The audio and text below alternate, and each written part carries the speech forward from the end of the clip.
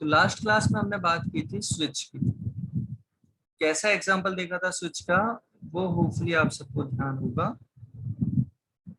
जहां पे हम यूजर से एक डे पूछते हैं और उसके करस्पॉन्डिंग हम यूजर के सामने वो आउटपुट प्रोवाइड करवाते हैं कि कौन सा डे अवेलेबल होगा। एक वैल्यू यूजर से पूछा है, एक इंटीजर वैल्यू नंबर, जैसे 1 दिया तो संडे प्रिंट करना है, 2 दिया तो मंडे, 3 दिया तो ट्यूसडे, और कुछ इस तरीके का हमने स्विच डिस्कस किया है।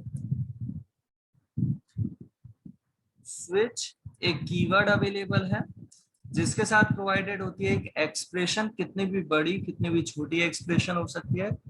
इस एक्सप्रेशन का फाइनल जो भी रिजल्ट रहा उस केस पे डायरेक्ट जंप परफॉर्म करेगा। अगर इस एक्सप्रेशन का रिजल्ट फॉर एग्जांपल 3 है तो डायरेक्ट जंप करेगा केस 3 पे, और केस 3 पे जाने के बाद एग्जीक्यूशन डाउनवर्ड चलना चाहता है।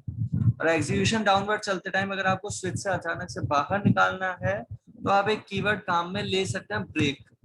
ब्रेक काम में लेना कंपलसरी नहीं है, लॉजिकली रिक्वायरमेंट लगे तो आप काम में ले सकते हैं।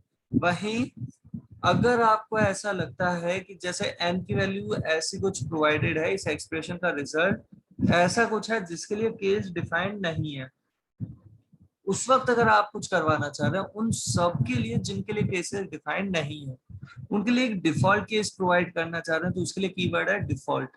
और डिफॉल्ट केस प्रोवाइड कर दिया कुछ इस तरीके से, डिफॉल्ट कीवर्ड के साथ प्रोवाइड कर दिया। तो यहाँ स्विच के सिंटैक्स में ब्रेक और डिफॉल्ट कंपलसरी नहीं है, लॉजिकली रिक्वायरमेंट अगर होती है ब्रेक और डिफॉल्ट की तो हम काम में ले सकते हैं। स्विच का सिलेक्शन बहुत सिंपल सा है, एक्सप्रेशन का जो रिजल्ट डायरेक्ट उस केस पे जंप करेगा, चाहे केसेस किसी भी ऑर्डर में क्यों ना हो। अभी तो हमने 1 2 3 इस तरीके से केसेस प्रोवाइड कर रखे हैं, आप जरूरी नहीं है इंक्रीजिंग ऑर्डर में, किसी भी ऑर्डर में केसेस प्रोवाइड कर सकते हैं। बस ध्यान देने की चीज, जो ये केस वैल्यू की हम बात कर रहे हैं, ये केस वैल्यू या तो इंटीजर या फिर कैरेक्टर कांस्टेंट होना चाहिए। ये सी प्रोग्रामिंग के अंदर इस तरीके का प्रोवाइड नहीं किया जा सकता। साथ के साथ ये कोई वेरिएबल नहीं हो सकता। अगर आप सोच रहे हो कि एक वेरिएबल लिया होता, सपोज टी नेम का, जिसमें 2 दे रखा है और केस टी दे देते, तो ये सी प्रोग्रामिंग में प्रोवाइड नहीं किया जा सकता। ये जो केसेस हम स्पेसिफाई करने की बात कर रहे हैं, ये कंपाइल टाइम पे ही नोट कर लिए जाते हैं और एग्जीक्यूशन टाइम पे डायरेक्ट जंप प्रोवाइड कर दिया जाता है। स्विच का सिलेक्शन केवल स्विच के अंदर किस केस पे जंप कराना है उसके लिए है। स्विच से बाहर निकालने के लिए ब्रेक कीवर्ड हम काम में ले लेते हैं। और ये जो केसेस प्रोवाइडेड है इनकी डुप्लीकेसी नहीं होनी चाहिए, कि कहीं पे अगर आपने केस 2 प्रोवाइड कर रखा है तो कहीं और आप इस तरीके का प्रोवाइड नहीं कर सकते कि जैसे 7-5 दे दिए। वेरिएबल अलाउड नहीं है, कांस्टेंट अलाउड है, और कांस्टेंट से मिलके एक्सप्रेशन भी दी जा सकती है। जैसे 7 और 5 दोनों कांस्टेंट है, उनसे मिलके एक्सप्रेशन दे दी माइनस के साथ। बट ये 7-5 कौन सा केस कंसीडर होगा, ये है केस 2। और केस 2 अगर ऑलरेडी डिफाइंड है तो ये हो गई डुप्लीकेसी, ये अलाउड नहीं होगा। तो होपफुली आपको स्विच की जो हमने बात की है, जो डिस्कशन किया है एग्जांपल में, वो आपको आइडिया लग चुका है। एक और क्वेश्चन हमने देखा था लास्ट क्लास में स्विच के लिए, सिमिलर मैनर में ही जैसे हमने एक नंबर पूछा था वीक के करस्पॉन्डिंग, इस बार पूछा मंथ के करस्पॉन्डिंग। हमें वो मंथ का नेम प्रिंट नहीं करना कि कौन सा मंथ है, ये नहीं, हमें उस मंथ में कितने डेज है वो प्रिंट करना है। और उसका तरीका हमने क्या देखा, तो जितने भी मंथ्स में आप देना चाहते हो केस 31 डेज प्रिंट करने वाला, उन सबको एक साथ प्रोवाइड कर दिया और इनके बीच में ब्रेक नहीं दिया। तो केस 1 में अगर ब्रेक मिल जाता तब तो केस 1 यहीं तक ही होता, अगर ब्रेक दे दिया होता यहाँ पे तो बिल्कुल यहीं तक ही रहता। बट ब्रेक प्रोवाइडेड नहीं है तो ये तो आगे बढ़ता जाएगा, आगे बढ़ता जाएगा। अगर केस 1 पे भी गए तो भी आगे बढ़ते बढ़ते जब तक ब्रेक नहीं आ रहा या स्विच कंप्लीट नहीं हो जाता तब तक स्विच का पूरा पोर्शन एग्जीक्यूट करता जाएगा। तो ये प्रिंट कर दिया जाता है और प्रिंट करके फिर ब्रेक से स्विच से बाहर चला जाता है। होपफुली आप सभी को यहाँ तक की बात का आइडिया लगा होगा। केस 1, केस 3, केस 5 इन सब के लिए सेम प्रोवाइडेड है, केस 2 और बाकी सारे केसेस के लिए अलग प्रोवाइडेड है। ध्यान से देख सकते हैं, फिर जो आपको एक क्वेश्चन दिया था उसका डिस्कशन करते हैं।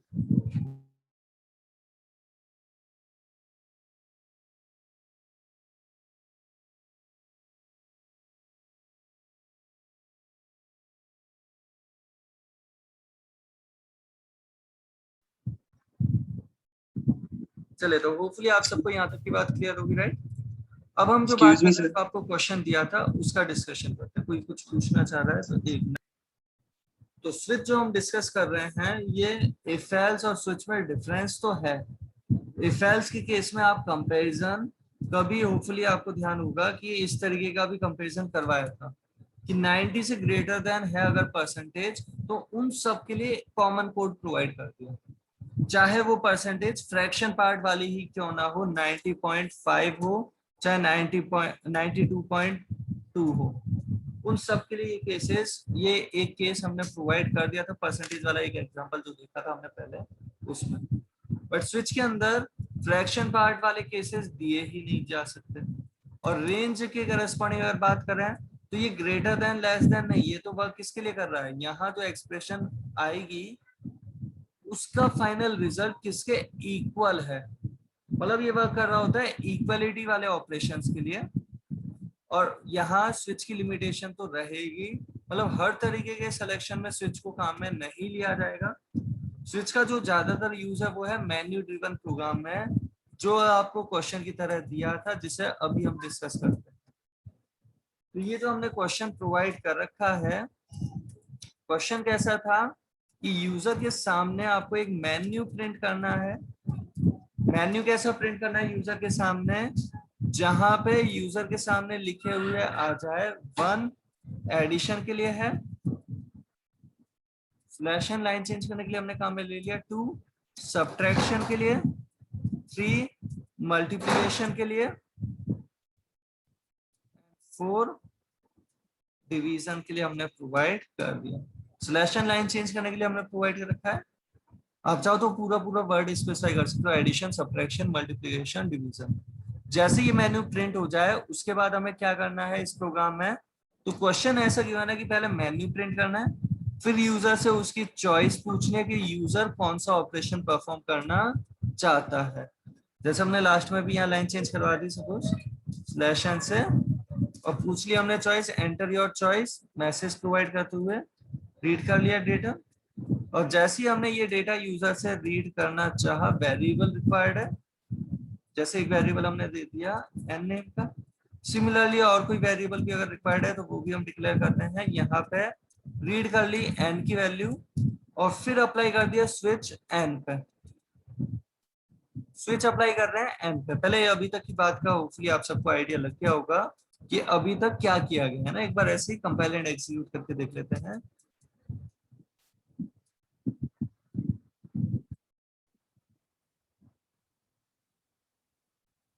किया एंड अभी तक जो हमने इम्प्लीमेंटेशन दिया है इससे अगर देखते हैं तो यहाँ पे हमारे सामने बस एक मेन्यू प्रिंट हो रहा है जिसमें हम यूजर के सामने चॉइस दे देते हैं। मेन्यू प्रिंट हो गया 1 एडिशन, 2 सब्ट्रैक्शन, 3 मल्टीप्लिकेशन, 4 डिवीजन।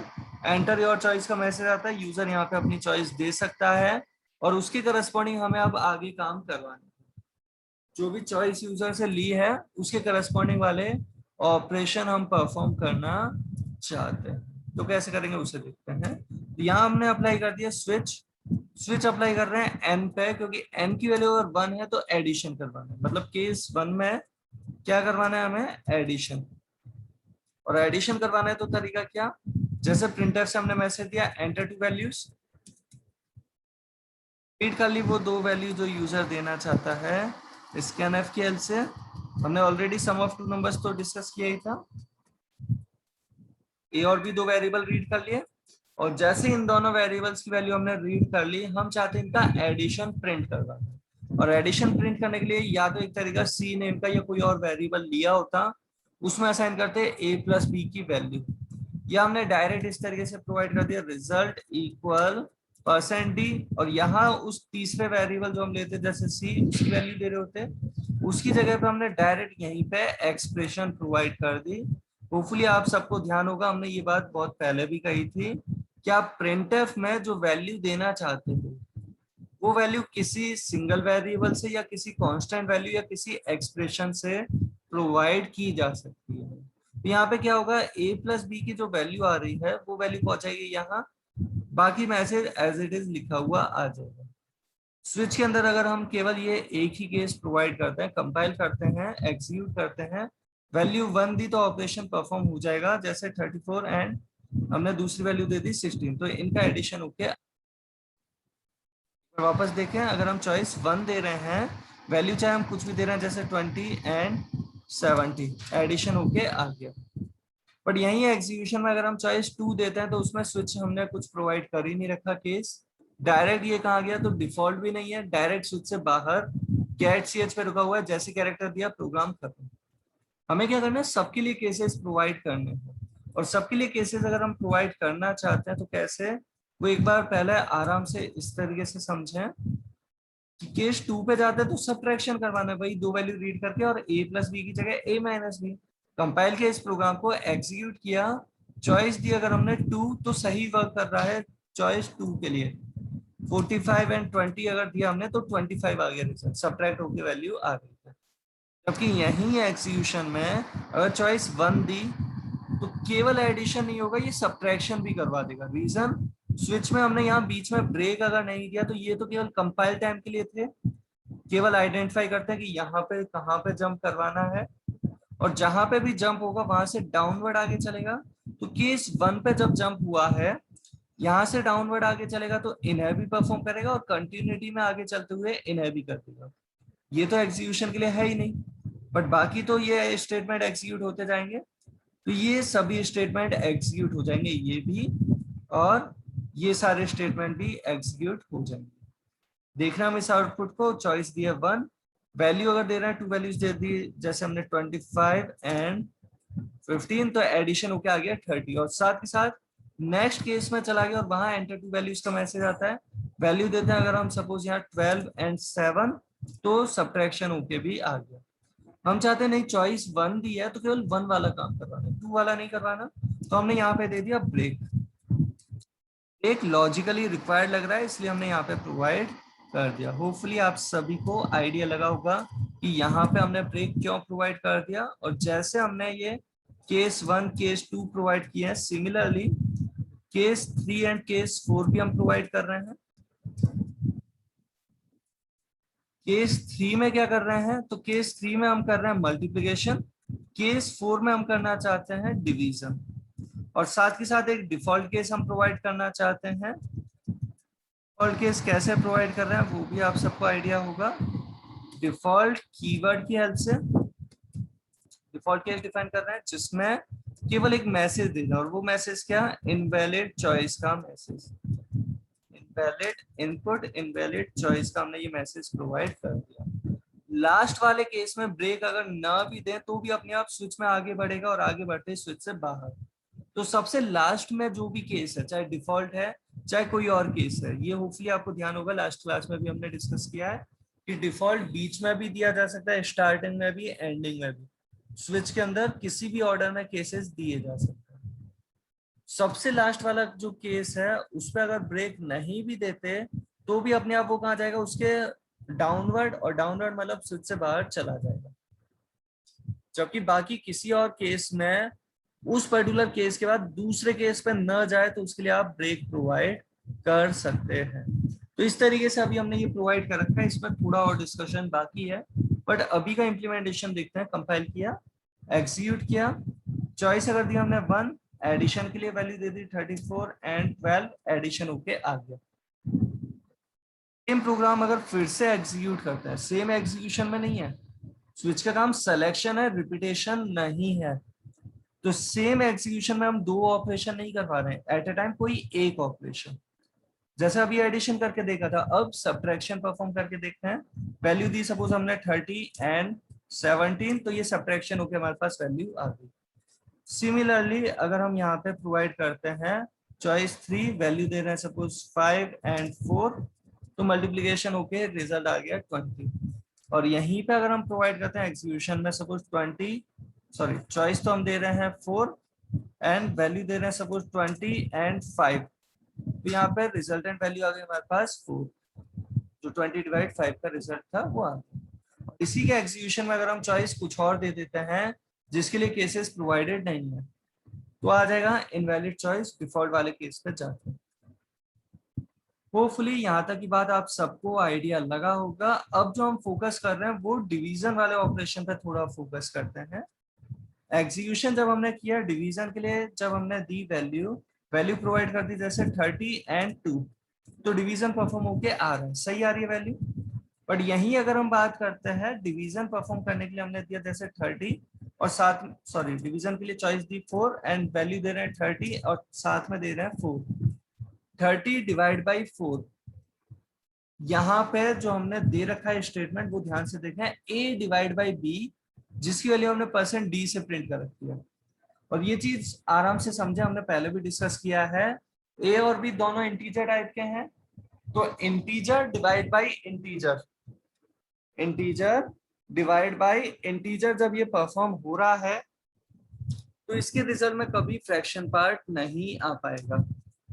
भले ही वैल्यू कुछ भी दे रखी है, भले ही वैल्यू हमने दे रखी है 30 एंड 4, 30 एंड 4 का रिजल्ट क्या आना चाहिए वो होपफुली आप सबको पता है, 7.5 आना चाहिए, राइट।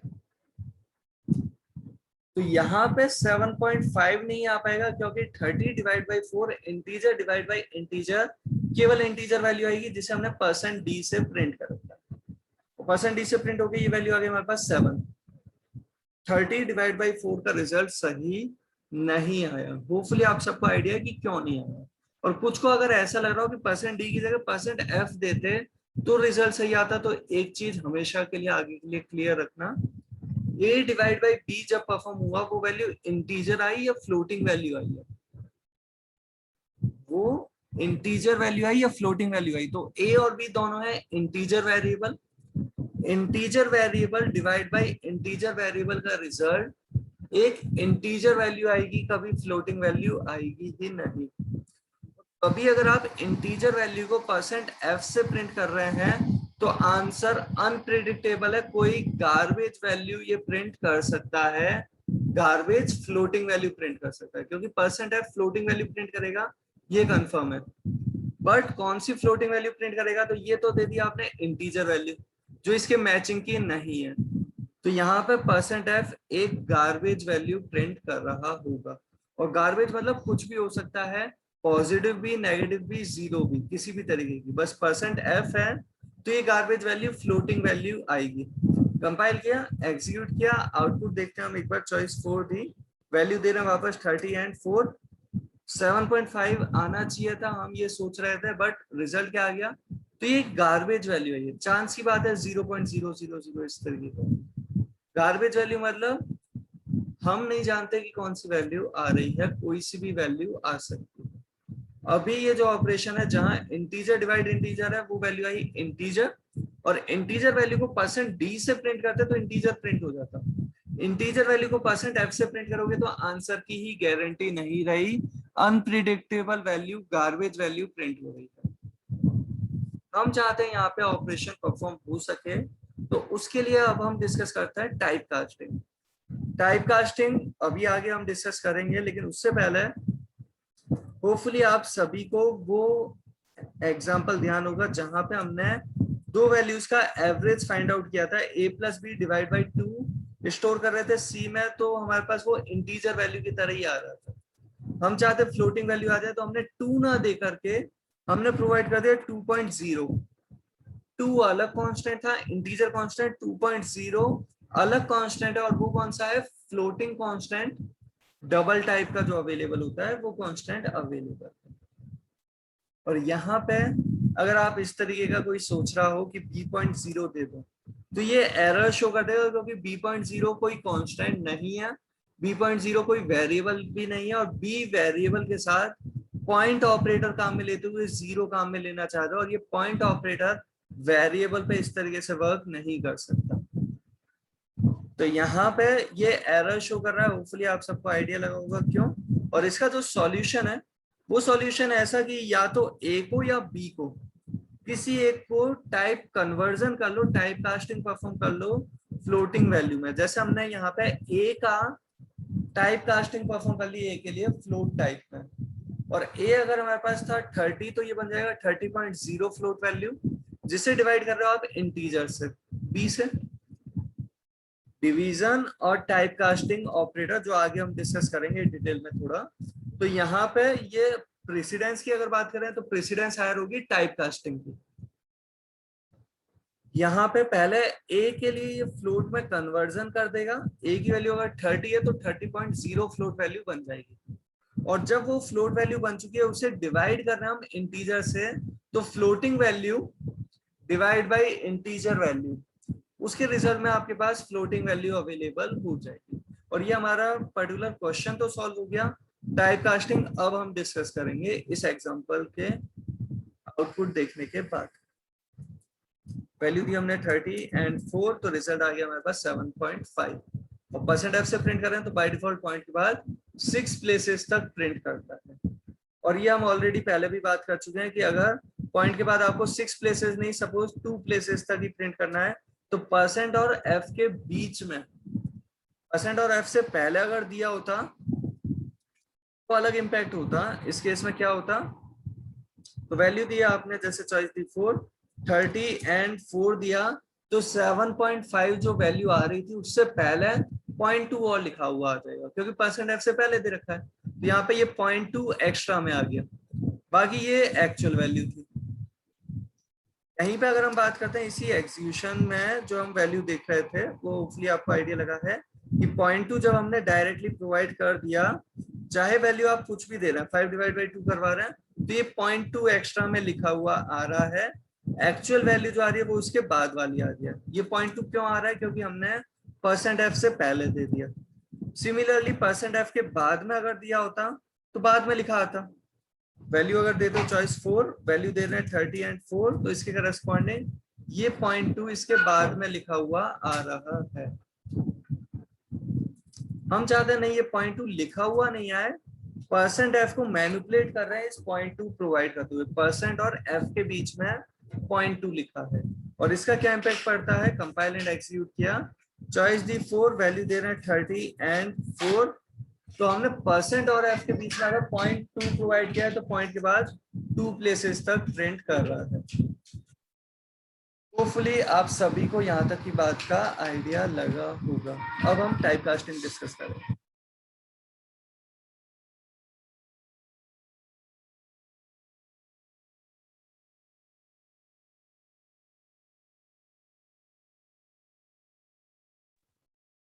यहाँ तक की बात सभी को क्लियर है, राइट? हम बात कर रहे हैं अब टाइप कास्टिंग ऑपरेटर की। और टाइप कास्टिंग क्या होता है,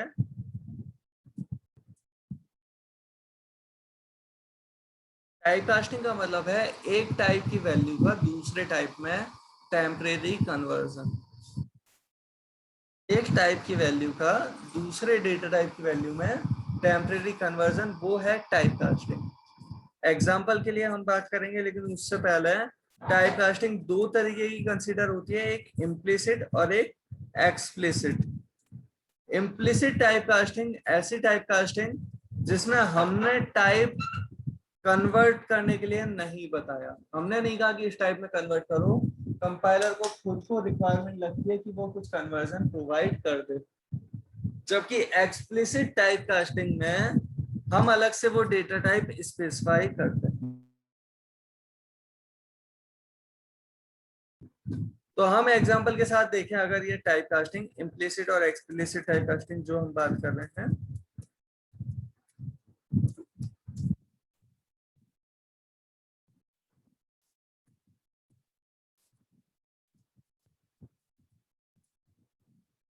जैसे कि हमने एक एग्जांपल इस तरीके का क्रिएट किया है, इंटीजर वेरिएबल दिया a, फ्लोट वेरिएबल दे दिया b, हमने सपोज a को वैल्यू प्रोवाइड कर दी जैसे यहाँ पे 10, और फिर हम क्या कर रहे हैं, b के अंदर असाइन कर रहे हैं वैल्यू a की। a था इंटीजर, b में असाइन कर रहे हो इंटीजर की वैल्यू, b है फ्लोट टाइप का। तो हमने कहीं पे बताया नहीं कि इस टाइप में कन्वर्ट करो, बट इसे खुद को असाइनमेंट अगर परफॉर्म करना है तो रिक्वायरमेंट लगेगी कि कन्वर्ट कर लेना चाहिए। वैल्यू जो आ रही है यहाँ पे, हम अगर प्रिंट करा के देखते हैं वैल्यू किसकी, तो बी वेरिएबल अगर हमें प्रिंट करना है तो परसेंट एफ से प्रिंट करके देखेंगे। ए वेरिएबल की वैल्यू परसेंट, एक बार वापस, ए वेरिएबल इंटीजर टाइप का है, इंटीजर की वैल्यू प्रिंट करने के लिए percent D, floating value print करने के लिए परसेंट एफ, क्योंकि अगर वो मिसमैच मिला तब तो आंसर की ही गारंटी नहीं है, गार्बेज वैल्यू कंसीडर हो जाएगी। एक अनप्रिडिक्टेबल नंबर हमारे सामने आ जाएगा अगर फॉर्मेट ही मैचिंग का नहीं दिया तो।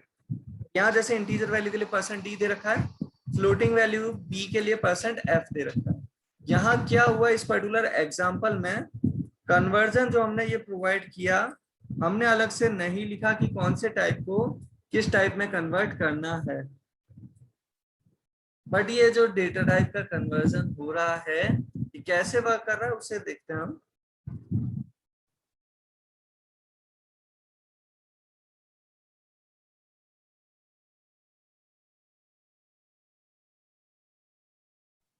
तो यहाँ पे आप सभी को विजिबल होगा, ए की वैल्यू तो 10 आ रही है और बी में जो पहुंची वो 10.0 फ्लोटिंग वैल्यू पहुंच गई। परसेंट एफ उसे प्रिंट कैसे कराता है, पॉइंट के बाद 6 प्लेसेस तक प्रिंट कराता है।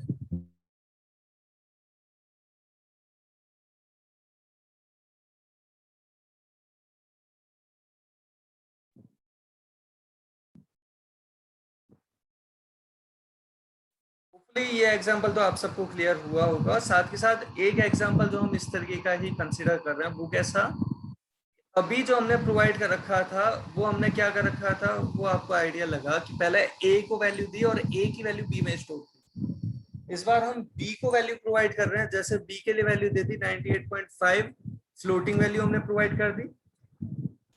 ये जो हमने यहाँ एफ लिखा है ना, ये किस लिए लिखा है, क्योंकि अगर ये नहीं लिखते तो 98.5 जो है ना, ये 98.5 कंसीडर जो हो रहा है फ्लोटिंग कांस्टेंट तो है, लेकिन उस कैटेगरी का डेटा टाइप जो है वो है डबल डेटा टाइप की वैल्यू। होपफुली आपको ध्यान होगा, फ्लोट, डबल, लॉन्ग डबल, अलग अलग डेटा टाइप अवेलेबल है हमारे पास, फ्रैक्शन पार्ट वाली वैल्यू को रखवाने के लिए भी, फ्लोटिंग कांस्टेंट को रखने के लिए भी। और ये 98.5 कैसे कंसीडर होगा, डबल। जबकि अगर हम बात करें 98.5 एफ अगर लिखा तो वो है हमारे पास एक फ्लोट वैल्यू, फ्लोटिंग कांस्टेंट तो दोनों हैं, फ्लोटिंग जब हम कह रहे हैं वो हम कह रहे हैं कांस्टेंट्स के लिए, जबकि डेटा टाइप के लिए अगर बात कर रहे हैं तो 98.5 डबल डेटा टाइप की वैल्यू है, 98.5 एफ अगर दिया तो वो फ्लोट डेटा टाइप की वैल्यू कंसीडर होगी। तो यहाँ पे अगर हम दे रहे हैं 98.5 डबल वैल्यू का फ्लोट वेरिएबल में असाइनमेंट, तो ऑटोमेटिकली इसे रिक्वायरमेंट लगेगी कि कन्वर्ट कर लेना चाहिए डबल को फ्लोट में। तो ये भी क्या होगी, एक इम्प्लिसिट टाइप कास्टिंग कंसीडर होगी। बट डिफरेंस आपको दिखे, ऐसा एग्जांपल हम क्रिएट करना चाह रहे हैं। तो अभी क्या किया, ये तो हमने इम्प्लिसिट टाइप कास्टिंग के भरोसे नहीं रखा, हमने खुद ने इसे फ्लोट वैल्यू स्पेसिफाई कर दिया, 98.5 फ्लोट वैल्यू बी में असाइन करवा दी, तो फ्लोट वेरिएबल में फ्लोट वैल्यू तो पहुंच ही गई है। अब हम क्या कर रहे हैं, ए में असाइन कर रहे हैं बी की वैल्यू, और बी है फ्लोटिंग वैल्यू रखने वाला कंटेनर, ए है इंटीजर वैल्यू रखने वाला कंटेनर।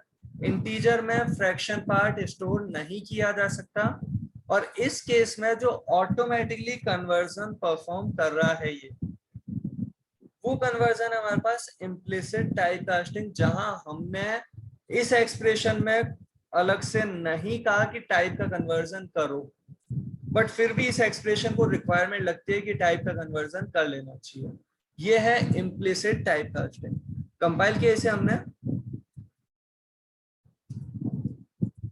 एग्जीक्यूट कर रहे हैं, तो आउटपुट में क्या आएगा, तो बी के अंदर तो 98.5 फ्लोट वैल्यू दे रखी थी, जबकि ए में पहुंचेगा केवल 98, फ्रैक्शन पार्ट नहीं पहुंच पाएगा। इस प्रोग्राम को कर रहे हैं एग्जीक्यूट, तो इस तरीके से ए में क्या पहुंचा, केवल 98, और बी में जबकि था हमारे पास 98.5 फ्लोटिंग वैल्यू। और ये जो अभी हम बात कर रहे थे, यहां तक की बात का अगर आप सभी को आइडिया लगा हो, तो हम यहाँ पे अगर चाहते हैं कुछ ऐसा परफॉर्म करना कि ए और बी दो वेरिएबल अगर हमने लिए जिनकी वैल्यू हमने खुद ने ही स्पेसिफाई कर रखी है, सपोज इंटीजर वेरिएबल दे रखे हैं, तो उनकी वैल्यू हमने दे रखी है, जैसे यहाँ पे से 10, और बी के लिए हमने दे रखा है सपोज यहाँ पे से 4, और और यहाँ पे हम परफॉर्म करते हैं C equal A divide by B। और ये जो हम परफॉर्म करवाते हैं A डिवाइड बाई B, इस केस में क्या होता है उसे आराम से सुनना एंड समझना।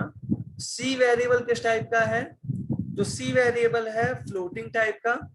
तो हम यहाँ पे तीन वैल्यू जो प्रिंट कर रहे हैं, A के इंटीजर वैल्यू, B के लिए इंटीजर वैल्यू और C के लिए फ्लोटिंग वैल्यू।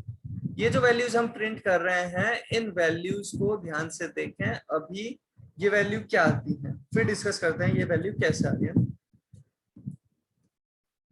तो यहाँ पे इस पर्टिकुलर प्रोग्राम को हमने किया कंपाइल। A और B 10 एंड 4 अवेलेबल है इस एक्सप्रेशन में। असाइनमेंट से पहले डिवीजन, और डिवीजन हो रहा है किस चीज का? तो ये कंसीडर हो रहा है 10 डिवाइड बाई 4। होपफुली आपको आइडिया लग रहा है। A divide B 10 divide by 4, integer divide by integer value आएगी 10 divide by 4। Integer divide integer के केस में एक इंटीजर वैल्यू जो हमारे पास आती है 2, 2.5 नहीं। और इस केस में हमारे पास ये जब 2 आया, तो जब आप फ्लोट वेरिएबल के अंदर एक इंटीजर वैल्यू असाइन करते हैं, तो ये क्या करेगा इस एक्सप्रेशन को। तो अभी हम बात कर रहे हैं C equal A divide B है।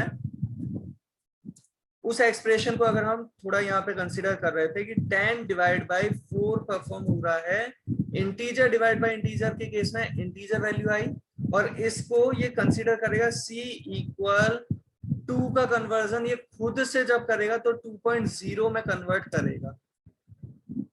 ये इम्प्लिसिट टाइप कास्टिंग जब परफॉर्म की तो कुछ इस तरीके से परफॉर्म कर लिया। इम्प्लिसिट टाइप कास्टिंग ये परफॉर्म हो रही है, होपफुली आप सबको ये आइडिया लगा होगा। का 2.0 फ्लोट वैल्यू में जो कन्वर्जन है वो है इम्प्लिसिट टाइप कास्टिंग। बट इससे हमारा सॉल्यूशन सही तरीके से नहीं आ पा रहा। क्यों? क्योंकि डिवीजन के टाइम पे कन्वर्जन नहीं हुआ था। कन्वर्जन कब हुआ? जब असाइन करने की बात हुई तब कन्वर्जन किया है। और इस केस में हमारा ये जो प्रोग्राम है, इसे जब कंपाइल एंड एग्जीक्यूट किया तो आउटपुट में क्या आ रहा है?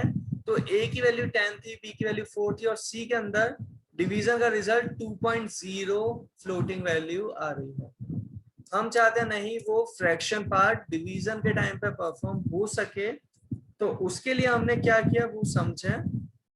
हमने यहाँ पे या तो A को या B को, टाइप कास्टिंग जो हम बात कर रहे हैं इम्प्लिसिट तो अपने आप होती है। एक्सप्लिसिट टाइप कास्टिंग के लिए क्या करते हैं, वो टाइप लिख देते हैं ब्रैकेट में उस वैल्यू से पहले जिस वैल्यू का आप कन्वर्जन करना चाहते हैं। और टाइप कास्टिंग एक यूनरी ऑपरेटर है। यूनरी ऑपरेटर के प्रेसिडेंस का ऑपरेटर अवेलेबल है। सिंगल ऑपरेंड पे वर्क परफॉर्म करता है, जिस वैल्यू पे अप्लाई हुआ उसका टेम्परेरी कन्वर्जन कर देता है। तो यहाँ पे जब हमने इस तरीके से किया तो ये कन्वर्जन किसका करेगा? A का। या आप चाहो तो ये फ्लोट A के साथ ना देकर के B के साथ भी दे सकते हो।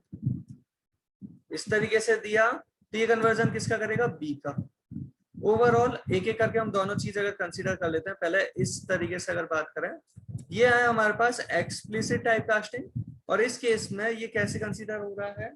तो यहाँ पे ये C इक्वल सबसे पहले A जो था हमारे पास इंटीजर वैल्यू 10, उसका कन्वर्जन कर दिया इसने 10.0 फ्लोट वैल्यू, जिसे डिवाइड कर रहे हैं आप इंटीजर से। और अलग अलग टाइप में ये डिवीजन परफॉर्म नहीं हो पाने के कारण ये पहले इंटीजर को भी फ्रैक्शन पार्ट वाली वैल्यू में कन्वर्ट करवा लेगा, मतलब 4 भी कन्वर्ट हो जाएगा 4.0 फ्लोट वैल्यू में। ये कन्वर्ट करने के लिए हमने कहा है फ्लोट डेटा टाइप बता के, जबकि बाद में 4 का कन्वर्जन ये खुद करेगा क्योंकि देखेगा डिवीजन करवाना है और फ्रैक्शन पार्ट आ चुका है उसमें किसी एक वैल्यू के पास, तो इस तरीके से ये परफॉर्म कर देगा। फाइनली फ्रैक्शन पार्ट वाली वैल्यू आएगी जिसमें 2.5 आ जाएगा। कंपाइल एंड एग्जीक्यूट करते हैं इसे, तो आउटपुट कुछ इस तरीके से आ रहा है 2.5 फ्लोटिंग वैल्यू आ गई। ये फ्लोट आप A की जगह B के साथ भी प्रोवाइड कर सकते हैं, सेम मैनर में वर्क करता।